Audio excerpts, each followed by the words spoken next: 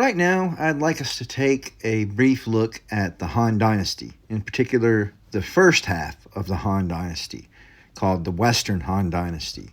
The second half of the Han Dynasty, the Eastern Han Dynasty, will be in a different lecture where we'll also cover the Three Kingdoms period. It's critical that we take a look at the Han Dynasty and some of the fundamental patterns that emerged coming out of the Han Dynasty, because it really is the quintessential classical Chinese dynasty. In fact, today, people who are ethnically Chinese refer to themselves as Han people. In China, you have many different ethnic groups. You have about a 92% Han majority speaking some kind of Chinese language, but then you also have Tibetans, you have Uyghurs, Manchus, other ethnic groups that are non-Han.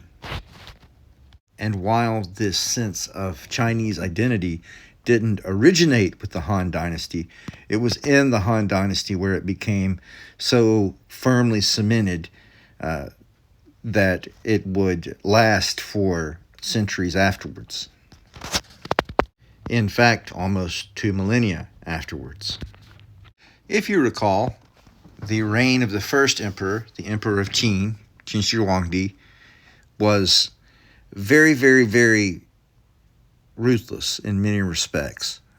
The first emperor succeeded in building the Great Wall, which greatly increased China's territorial defensive capabilities, but also around 800,000 people died building it.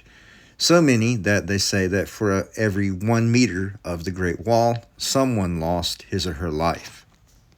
The first emperor also, the Emperor of Qin, instituted very harsh taxes, very harsh corvée labor requirements, meaning a tax on labor by the state, where you had to go work for public works, and punishments for any infraction were often very severe. For example, if you showed up late to a government work job that you were drafted into, you would be put to death.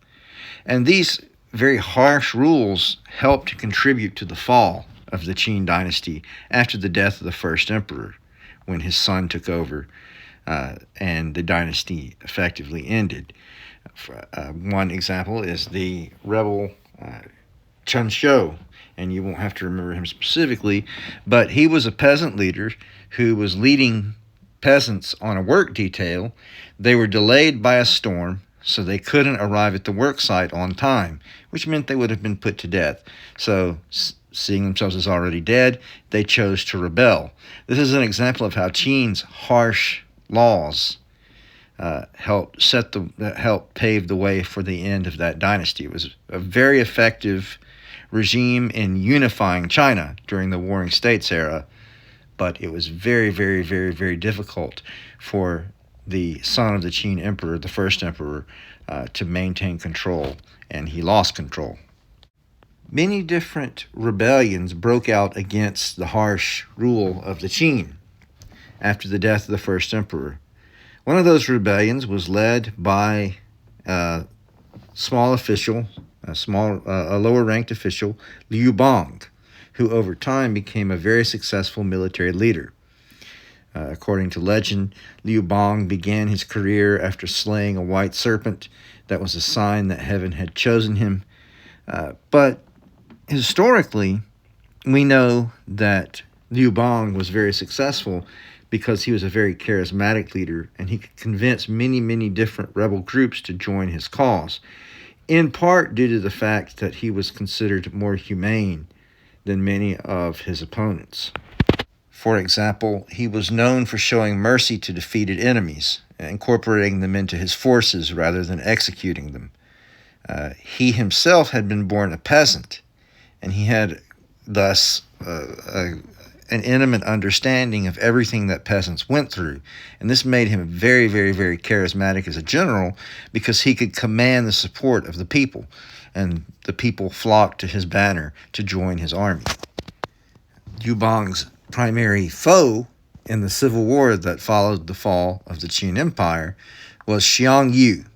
Xiang Yu is very different from Liu Bang. Unlike Liu Bang, who was a peasant, Xiang Yu came from the aristocracy, came from a very high-ranking noble family. Unlike Liu Bang, who wasn't a great tactician and didn't win the kind of blowout victories that Xiang Yu did, Xiang Yu was a great military tactician and strategist. So he had the advantage of winning battle after battle after battle. Yet Xiang Yu lost the war. Why? Because Liu Bang was able to win over more allies than Xiang Yu was, even when Xiang Yu won victories and Liu Bang was defeated. This is due to the fact that Liu Bang was seen as a more virtuous, humane ruler who would treat his subordinates fairly. Liu Bang also endeared himself to the people. He was not only of peasant stock, he understood how to prevent famine, to protect against epidemic disease, and ensure a modest quality of life for the people in the regions he controlled. And the people supported him in return. So even though Xiang Yu kept winning battle after battle over and against Liu Bang's army never stopped growing. This was due to the fact that peasants and even former Qin officials flocked to Liu Bang's banner to benefit from what was perceived as his benevolence. In fact, Xiang Yu is kind of a tragic figure in that while he won many great victories, his forces ultimately dwindled and he lost the conflict. What did Xiang Yu in ultimately was his consort Yu, was taken prisoner, and Xiang Yu, being a great military leader, a better military commander than Liu Bang, determined to rescue her, even though he knew he was leading his men into what was undoubtedly a trap. He managed to fight his way through the trap and rescue Consort Yu, but he ended up being defeated and encircled. And Consort Yu did a sword dance, after which she famously killed herself, blaming herself for her husband's defeat. As for Xiang Yu, he committed suicide not long afterwards. Though Liu Bang lost many of the battles that he fought, he ultimately won the war due to winning the support of both the people and members of the aristocracy. He managed to cement his power through effective rule. However, one of his major tools was to reduce the burden on the people, both in terms of the corvée labor they owed the state under the Qin dynasty, as well as the tax rate. So people were able to keep more of their wealth, and they were able to benefit directly from more of their labor. And this led to very, very rapid economic growth.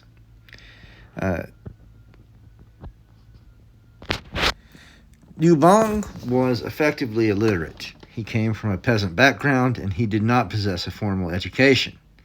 And he had a certain amount of contempt for the pomposity of scholars.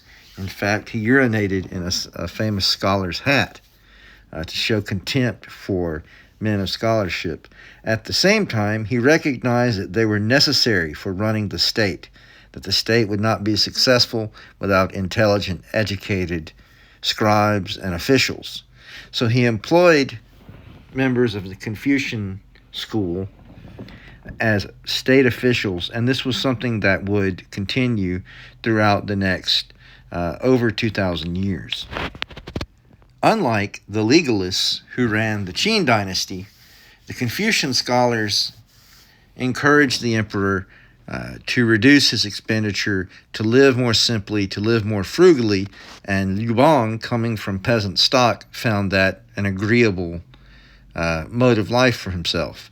So he actually, because of the low expenses of the court, was able to afford to make budget despite the people keeping the vast majority of their wealth. Liu Bang was hit with an arrow while battling the Xiongnu, a tribe of horse nomads who lived in the northern borders of China. the people the Great Wall was designed to keep out. The wound became infected and he passed away. Technically, he was succeeded by his son, Liu Ying, who reigned as Emperor Hui. But Emperor Hui was very weak, and instead of reigning as a full emperor, his mother, Empress Dowager Lu, and Empress Dowager means the mother of the reigning emperor, Empress Dowager Lu, maintained kind of an iron grip on power. She ruled in her son's name while he was still young, and because of succession dispute with one of his brothers, whom his father favored, Empress Lu engaged in some fairly grisly behavior by any standard. Emperor Hui's brother, Liu Ruyi, was favored by his late father to succeed. And this angered Empress Lu. Eventually, her son, Empress Lu's son, Emperor Hui, took power, but she couldn't let it go. So she had Liu Ruyi's, her late Empress Lu's late husband's son's other consort Qi, brutally murdered. She was, her head was shaved like a prisoner. She was stripped down. Her arms and legs were cut off. She was made mute, blind, and then given a poison to make her mentally incapacitated, and then thrown into a pigsty to die. When Emperor Hui was coming back from a hunting trip, he learned of this. He went to see Consort Qi, which was one of his father's late wives, and he was so appalled that he withdrew completely from government, leaving his mother totally in power. Empress Dowager Lu then ruled in the name of her grandsons. She had 2 grandsons succeed to the throne in succession. They were both small children and had no say in government. So she ruled during their minority, but really she was ruling in their name, but ruling in her own right continually. When she passed away, her entire clan was expunged from the government, meaning the Lu clan. The Lu clan, in this society, at the time, you were the descendant of your father. It was a strictly patrilineal culture. So, in many instances, empresses would be loyal to the clans of their father and brothers, rather than to that of their husband and children.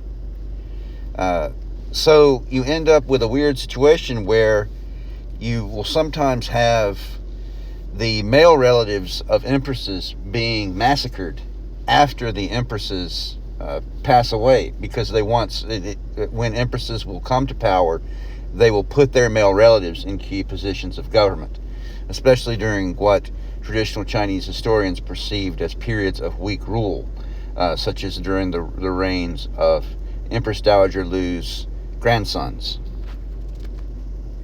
One of the reasons that the Han Dynasty was the longest running dynasty in Chinese history was due to the reigns of the 2 emperors that followed the death of Empress Lu. And the first one of these was the Emperor Wan. Emperor Wan is considered one of the best Chinese emperors due to the fact that he followed Confucian principles fairly strictly. He lived very frugally. His court was known for courtiers wearing practical clothing. His concubines wore very modest dresses. His food was relatively modest as well, and this endeared him to the people, and it also reduced expenses drastically. And this was important because one of the things that Emperor Wan did is he lowered the tax rate to 1/30 of a peasant's produce, meaning that whatever crops and animals peasants produced, they only had to pay the state 1/30 of that. On top of that, he further reduced the amount of corvée labor that peasants had to engage in on behalf of the state. And of course, Emperor One's father, Liu Bang, did this as well. So this was a stabilizing influence after the reign of Empress Liu, her son Emperor Hui, and her grandsons. Emperor One also greatly reduced the penalties for certain crimes. Previously, you would have mutilations, the severing of limbs. He did away with this, and he reduced corporal punishment to lashings only. His successor, Emperor Jing, would actually reduce the number of lashings even further, so that the punishment for crimes other than murder, treason, etc., would be punishable by reduced penalty.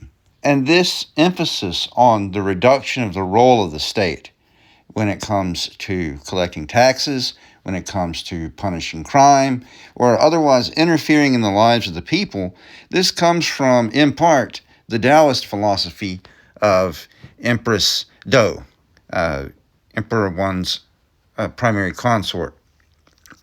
And Empress, if you recall, when we looked at the section on Chinese philosophy, we looked at Taoism and the idea of non-action, the principle of non-action, simply allowing nature to take its course. Emperor One's Empress Do, believed in leaving the people alone. Allow the people to sort out their own matters by themselves, and then the economy will grow, people will become naturally good, naturally harmonious, and any overstep by the state, any interference by the state, will have unforeseen consequences that will be worse than the original problem the state was attempting to solve. And this philosophy, this Taoist philosophy, greatly influenced Emperor One.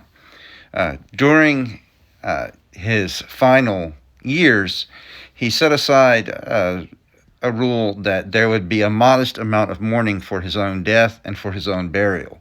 And this is something that was unprecedented in the sense that if you look at previous rulers, particularly Qin Shi Huangdi of the Qin dynasty, with the famous terracotta soldiers, the terracotta army of over 10,000 lifelike statues of soldiers there to guard his tomb in death, it was very common for rulers to have very ostentatious burials and very, very long periods of elaborate mourning. And Emperor One refused this. Emperor One's son and heir, Emperor Jing, began his life in a dissolute manner.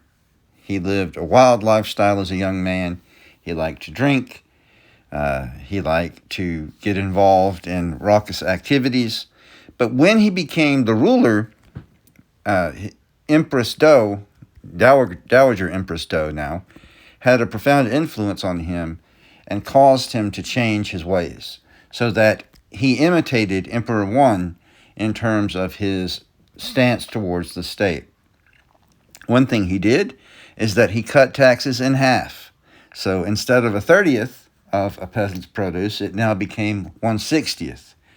Ironically, the peasants were now producing so much more grain by the end of Emperor Jing's rule that there was actual grain rotting in the storehouses because there was such an excess, because the peasants were able to keep what they were growing. Emperor Jing's rule was so stable due to this popular support that he was able to survive a very, very severe rebellion by 7 different imperial princes. These were relatives of Emperor Jing who had been given power during the reign of Liu Bang and his immediate successors. Despite the fact that Emperor Jing had very little military talent himself, he was able to survive this rebellion, ultimately because he maintained the support of the people. Emperor Jing was succeeded by his son, Emperor Wu the Marshal. And he's called Emperor Wu the Marshal because he was the most militarily successful of the Western Han dynasty rulers. In fact, he was the most militarily expansionistic of all of the Han dynasty emperors. He inherited a treasury that was extremely abundant, massive amounts of wealth. The state had huge reserves of coinage, of grain. The population had boomed, and the potential for military power was very great. But Emperor Wu wanted to capitalize on this power rather than keep it in reserve. Since the time of the first emperor's death, the general policy was to avoid military confrontation, particularly with the nomads of the north. These were excellent horsemen. They lived on horseback, following around herds of goats, sheep, etc. And they were very, very formidable cavalry. So the idea was that because these nomads, who were considered barbarians by the Chinese, valued Chinese civilization, Chinese artifacts, Chinese goods, and particularly Chinese princesses, that the imperial family would give imperial princesses in marriage to the leaders of the different tribes of barbarians north of the Great Wall. This is called the Heqin policy, which was a policy of picking favorites among the barbarian chieftains, giving them Han princesses as brides, and turning them against other chieftains. That way, the imperial government could keep the barbarians fighting amongst themselves. That way, they would never unite and threaten China as a formidable united force. This often involved bribing chieftains with elaborate shipments of silk and gold and silver, etc., and of course, handing over women from usually cadet branches of the imperial family as wives. Well, Emperor Wu considered this an indignity. He didn't want to play this game with the barbarian chieftains. He wanted to subjugate them militarily, and he had the wealth and the manpower to do so. So he set about doing that. He sent his generals with very large armies against the barbarians to the north, south, and west. And he greatly expanded into what's now Vietnam, what's now Korea, into Central Asia, all the way as far west as the western fringes of Pakistan, which is a vast distance considering the time period. But even with the coffers provided by the reigns of Emperors Wan and Jing, Emperor Wu still found himself with a need to raise money due to the sheer size of his many campaigns. So we have what's called the Debate on Salt and Iron, and it's an ancient document, and it demonstrates the difference in mentality between the Confucianists and the legalists on how to deal with this problem of the barbarians. Emperor Wu wanted to fight them, following the legalist strategy of using military force and subjugating them, and the Confucianists believed that if the emperor lived a righteous life, if he lived via his personal example, that he would ultimately cause the barbarians to come into the fold and submit and want to become part of Chinese civilization. Now, while this might sound very strange to us now, there is some substance behind this. So we'll see throughout the centuries succeeding waves of peoples the Chinese considered barbarians conquer China and ultimately become Sinicized themselves, becoming Chinese in imitation of Chinese culture. Emperor Wu instituted these policies on monopolies against the wishes of the Confucian scholars of his government. They believed that these monopolies reduced the enterprise of the people, that they caused sloth, that they caused reliance on the state, and ultimately that they reduced the dignity of the state. The state had no business engaging in the production of salt, iron, and liquor, which belonged to the people. And the legalists disagreed. They believed that the state should be over-encompassing, and that the state had the right and the authority to engage in any aspect of life, of society, that the society existed for the benefit of the state almost, rather than the other way around. Emperor Wu ultimately acquiesced to the position of the legalists because he needed money that badly.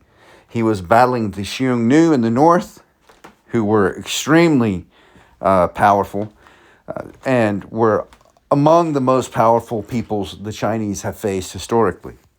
During our unit on Central Asia, we will talk more about the Xiongnu and horse nomadism, groups of pastoralists who follow around flocks of sheep, goats, horses, etc., from watering hole to watering hole in the vast steppe, the grassland north of China. These people, the Xiongnu, are the ancestors of the Mongols, who would later conquer all of China. And the constant need to keep the Xiongnu and peoples like them, their predecessors, the Donghu, and later on the Mongols, is the reason that the Great Wall was constructed and maintained for so long. Due to the military threat these superior horsemen posed against the Chinese state. Despite the fact that the Chinese state possessed superior military technology in the form of lamellar armor, the crossbow, etc., and despite the fact that the Chinese state had great numbers, these horsemen were so formidable in battle and could move so rapidly and strike anywhere so quickly that they were an existential threat to China's existence during several periods of its history. Like many rulers after him, for Emperor Wu, the great priority was defeating these northern barbarians, these horse nomads. And because he was able to secure the routes into Central Asia, we have the establishment of what was called the Silk Road. This was the dominant trade route globally prior to the age of transoceanic travel. There was nothing else in the old world that equaled it in terms of the sheer number of people and goods that would go across from the center of Eurasian production in China all the way to markets in Europe. In fact, we start to see a level of connectivity between Europe, Asia, and North Africa due to this Silk Road. This would be the trade route that Marco Polo followed during his sojourn to China a millennium later. It would also be the trade route along which the Black Death would spread from Central Asia into Europe and Northern Africa. So it's very significant, this series of military campaigns launched by Emperor Wu. In fact, it would have repercussions for the history of humanity.